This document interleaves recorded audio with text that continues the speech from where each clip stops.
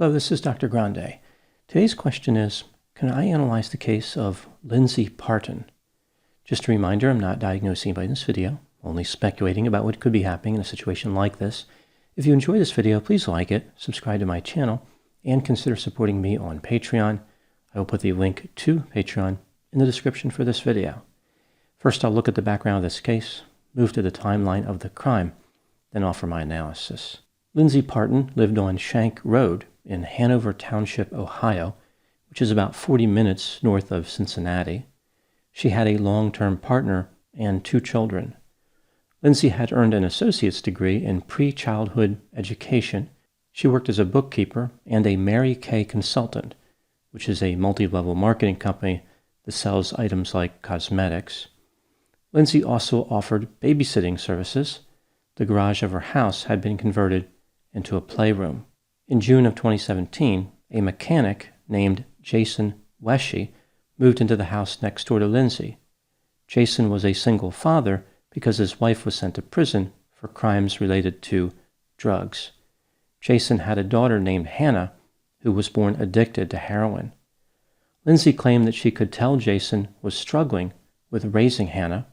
For example, Hannah's clothes appeared to be crumpled and her face was often stained with items like spaghetti sauce and Kool-Aid. Lindsay described Jason as defensive and emotionless. Jason was looking for a job, so Lindsay's partner offered him one working with his construction company. The plan was for Lindsay to look after Hannah while Jason was at work. Jason was supposed to pay $35 a day for the babysitting services. Lindsay suggested the arrangement was initially frustrating and that Jason was often behind in his payments, but over time she was glad to care for Hannah. Now moving to the timeline of the crime. On March 8, 2018, Jason dropped Hannah off at Lindsay's residence at 6:55 a.m. He would later say that Hannah was more interested in hugs and kisses from him than usual, like she didn't want him to go. This is something she had struggled with in the past as well. 30 to 60 seconds after he left Lindsay's house to go to work, Lindsay called him. This was at 7 a.m. Jason returned the call at 7:01 a.m. Lindsay told Jason that something was wrong with his daughter. At 7:02 a.m., Lindsay called 911 and said, "Something is wrong. I don't know what is wrong. Hurry, please." Jason entered the house and found Hannah gasping for air. He moved her to a couch in the garage. The paramedics arrived shortly after this. They said that Hannah's eyes were moving, but without purpose, like she was not tracking them with her eyes. Hannah was transported to a hospital. She had indications of head trauma. An hour after arriving, she was airlifted to a hospital in Cincinnati. The police suspected that one of 2 people was responsible for the injuries sustained by Hannah, Lindsay or Jason. Lindsay was questioned by the police at the police station, and Jason was questioned at the hospital.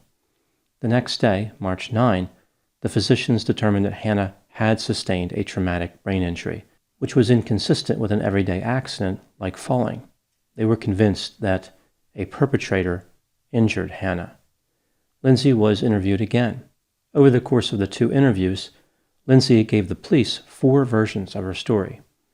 In the first version, Lindsay said that Hannah walked through the garage and up the steps. She asked for a donut and to sit on the couch, then passed out. Lindsay also said that Hannah had fallen the day before and hit her head on the concrete, like Lindsay was trying to explain why Hannah may have passed out. In the second version, Lindsay lost her balance and both she and Hannah fell. Lindsay hit the floor, but Hannah's face hit the metal part of a concrete step. In the third version, after Hannah fell, Lindsay probably shook Hannah hard for 1 minute. Also, she probably dropped Hannah.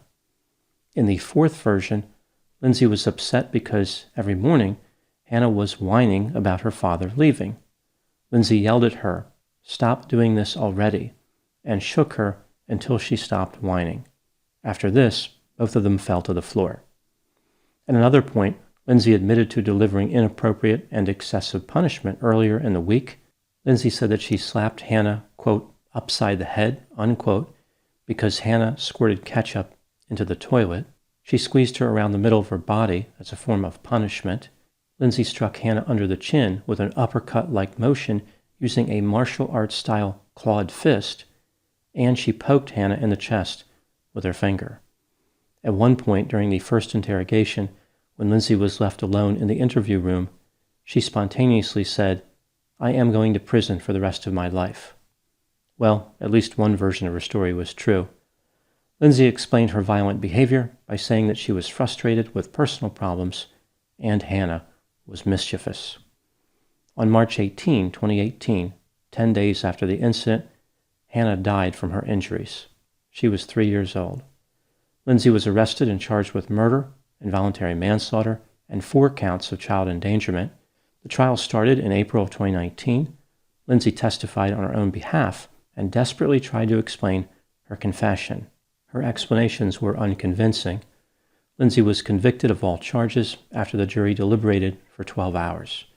She was sentenced to life in prison with the possibility of parole after 18 years. Now moving to my analysis. Was Lindsay Partin guilty of murder? There are some people who believe that Lindsay was coerced into confessing by the police and that someone else was responsible for Hannah's injuries. Let's take a look at the evidence both for and against the idea that Lindsay was guilty, starting with the inculpatory factors. Hannah had bruises all over her body, hemorrhages in both eyes, and a large subdural hemorrhage. Physicians strongly believed that the injuries were not caused by an accident. A perpetrator must have been involved. Lindsay admitted to shaking Hannah until Hannah stopped responding. Lindsay also admitted to harming Hannah prior to March 8. According to physicians testifying for the state, the onset of Hannah's symptoms would have been within seconds after being injured, which means that no one other than Lindsay could have been responsible for the attack. On March 7 at 8:48 a.m., which was the day before Hannah was mortally wounded, Lindsay searched the internet for the phrase, "how to get rid of a bruise." At 2:56 p.m., Lindsay searched, "what essential oil is good for bruises?" and "is vapor rub good for bruises?" At 9:13 p.m., Lindsay again searched, "how to get rid of a bruise." Lindsay claimed that she gave the second interview to the police because she wanted to protect everybody. The police were asking questions about Jason, and she did not want him to get in trouble. This claim is inconsistent with her searching ways to get rid of bruises. Moving to the exculpatory factors, a physician who testified for the defense said that Hannah's injuries could have occurred at any time in the preceding 24 hours. This means that somebody else could have been responsible for Hannah's injuries. Lindsay said that Jason appeared to be struggling in his duties to take care of Hannah. She claimed that Hannah appeared to have a headache just about every day. Sometimes it was so bad that Hannah had to take a nap. In the 5 days preceding March 8, Lindsay said that she observed warning signs that Hannah had been injured. She claimed that she told Jason that Hannah might have a concussion and he should take her to a physician. Photographs of Jason's residence revealed that it was not clean. For instance, Hannah's room was covered with toys, clothing, and food. Lindsay supplied many reasons for offering a confession. She was coerced into confessing by the police, and they promised her that she would not be separated from her children. She also indicated that the various inculpatory statements that she made were simply scenarios that could have happened and did not represent a confession. She was just going along with the ideas that the police introduced, hoping the whole situation would go away. Jason lied to the police on 2 occasions regarding his activity in the 24 hours leading up to Hannah's mortal injury. He said on the night before he went to Walmart to get milk, but there was no milk in his refrigerator. He also failed to tell the police that he had a male guest in his house. When considering all the evidence, do I think that Lindsay Partin is guilty? Yes, I believe that she is guilty beyond a reasonable doubt of all charges. What do I think happened in this case? This is just a theory, my opinion.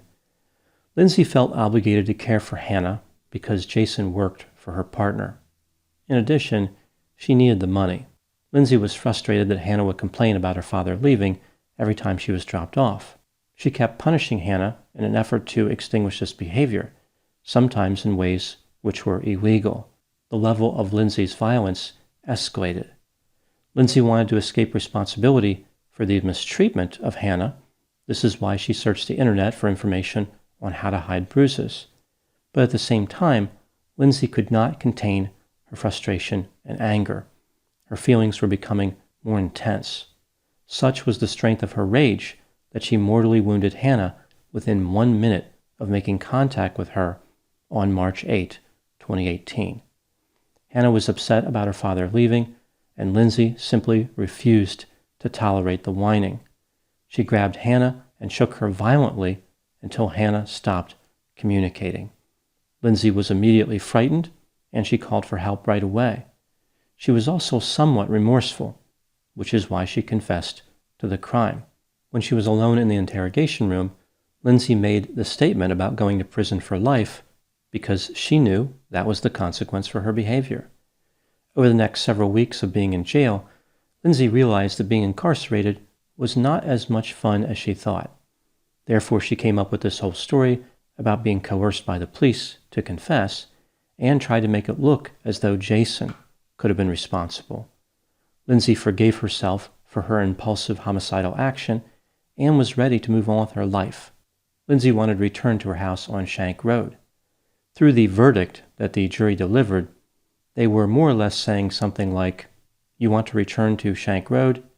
Well, we can get you halfway there." Moving to the last question, was life in prison an appropriate sentence for Lindsay Partin? I think it was. Lindsay's crime was horrible and completely senseless. Many people get angry, but there's no excuse for violence. The amount of rage that Lindsay displayed to mortally wound Hannah in under a minute is staggering. Lindsay's incarceration keeps everyone safe. As I understand it, Lindsay is trying to adapt to her prison lifestyle and make the most of it. She's taking parenting classes in prison. Are there a lot of opportunities to raise children in prison? This is about as useful as taking snowman building classes in Death Valley, California. I think it's a little bit late for Lindsay to learn how to function as a caregiver. She had her chance, and it did not go very well.